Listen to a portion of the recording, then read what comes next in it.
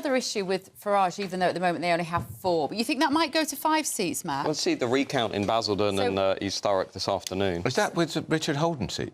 No, because he got in by 20, Steve Metcalfe's seat. It's the other side of the Basildon seat. Right. Yeah. As an Essex boy, I know. I remember. I remember when we were discussing the local election results, and I stuck my neck out and said, actually, Labour haven't done that brilliantly. They've still got a lot to do before the general election, and it was partly because they hadn't won areas like Basingstoke and Basildon and Harlow, and last night they did a lot better in those areas for the reasons that both of you have been talking about. Interestingly, they didn't break through in Great Yarmouth last year. We held the council, but this year, Reform have leapfrogged straight over both parties. And it was a 17,500 majority. Yeah. And also, I think that the state of local government finances is another huge issue.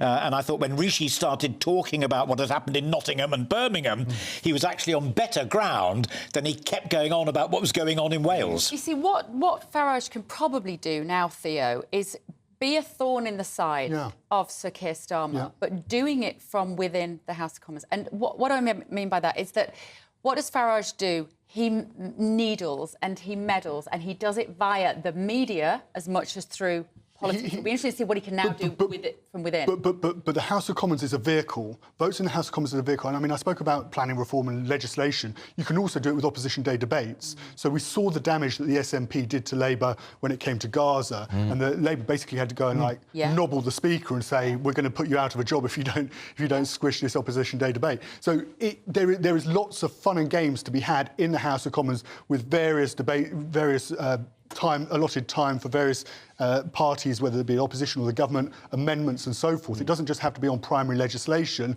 that Nigel Farage causes problems. But if he wants to hurt Labour, there's no point in being in the House of Commons. There's no point of having one in Clacton if he isn't going to use that platform that he has and his office in the House of Commons. He's going to get a load of short money as well as a result of getting 4 MPs, potentially 5, to actually try and cause Keir Starmer problems and lay the groundwork for 2029. Yeah.